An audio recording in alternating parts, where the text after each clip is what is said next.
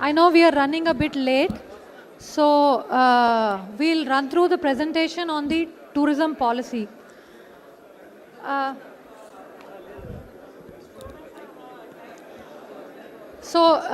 I know manam schedule ki koncham delay ga nadustunnam. Ippudu first we'll have a brief overview of the tourism policy. Aa tarvata we'll have a session on the coffee. Panel discussion untundi.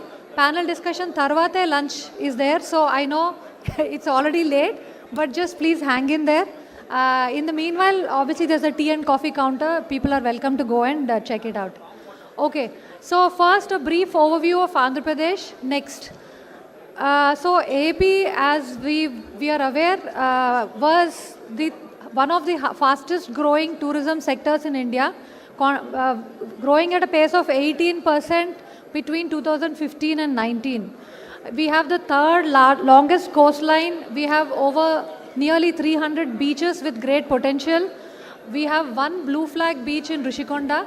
Inka we are working with the certification agency to bring 9 more beaches into this certification. Alage temple tourism is actually the most important part of our tourism strategy. Ippudu over the next few years we want to expand this to bring in different aspects into the state. So we have 70 plus tourist temples which account for 60% of our tourists. Obviously, Tirumala with its huge footfall is the biggest draw for the state.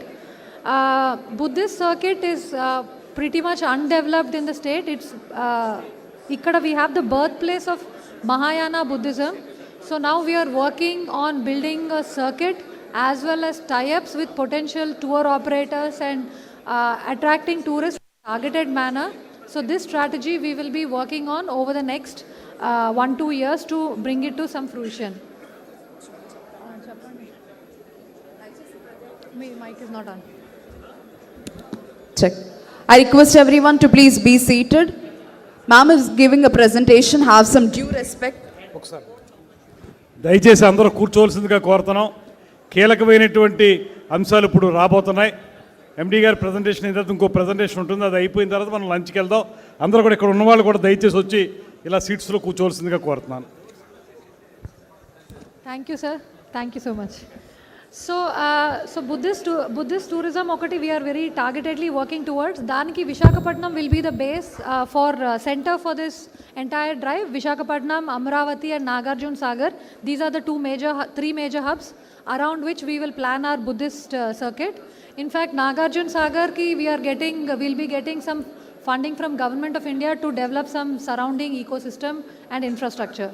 So that is something which is going to be happening very soon. Additionally, biodiversity, we have 13 wildlife sanctuaries, 3 national parks, and second largest stretch of mangrove forests. I don't know how many people in Visakhapatnam are also aware of this. Then we have a lot of migratory birds. Recently in Tirupati, we held the Flamingo Festival, celebrating the flamingos, which are migratory birds which come here. This is also another theme we will be expanding on over the next few years, where we'll be celebrating the play of birds, nature and forests, and the themes will be around some in Visakhapatnam and Tirupati. We also have unique art, culture and architecture, and this is again, indaka madam cheppinatlu, lot of crafts villages are there. So these villages we will be targeting for unique curated experiences where people can come and stay and experience these crafts in a very close fashion. Next. So AP has the third highest tourist footfall in the country. Bulk of these are, and we are the third largest domestic tourist attractor. For foreign tourists, we are very low, 16th in the country. We have around 20 crore tourists coming in 2022. And along with Niti Aayog, we are working on developing this region of Visakhapatnam. We are calling it Visakhapatnam Economic Region, and it will cover the erstwhile districts of Srikakulam, Vijayanagaram, Visakhapatnam and East Godavari. These 4 erstwhile districts will become one region for coordinated tourism planning.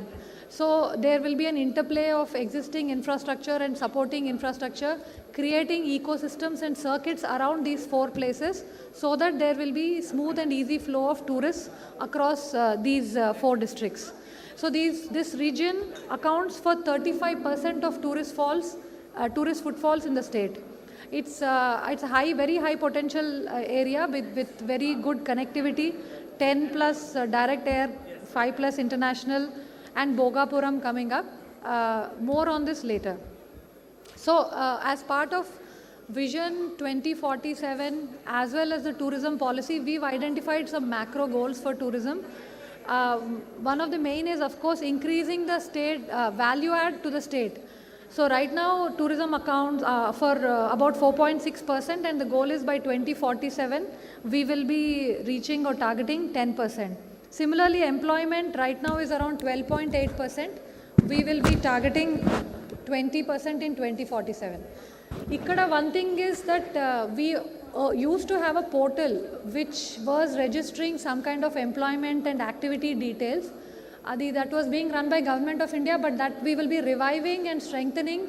And the request is that under the leadership of district collectors, we will be requesting all participants of tourist sector, whether it is high-end mega projects or small local operators, to register on it, so that one is we ensure standards are met, that there are no issues, as well as ensuring that tracking contribution to the economy, employment and all will become easier for us. Okay. So, as I said, we aim to become the third by 2047 in tourist foreign footfalls.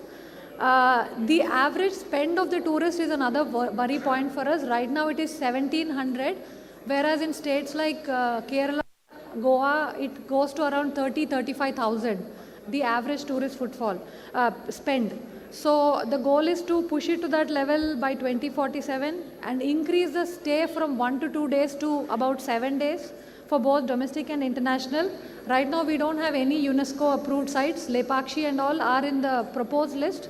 The goal is to push them through to actually approved recognized sites. And of course, as Sir earlier mentioned, increase the classified room inventory in the state. Deen Kosam, as you know, we are working with a lot of big players in the market. We also want to encourage the boutique and existing players in the market to expand, and we are here to facilitate in whatever way possible. Next. A brief overview of the tourism policy. The tourism policy ki oka 6 mission strategies unnai. One is world-class infrastructure. This covers and includes connectivity to the tourism destinations, providing world-class stay, whether it is hotels, homestays, and making sure that the experience is incomparable. Diversification and destination development. As I said, we want to expand beyond temple tourism, and also when somebody comes to a location, the goal is to make sure that they stay longer, do more things and spend more money. So for that, there will be focused, targeted aspect work on places where tourists are already coming, like Tirupati, Visakhapatnam,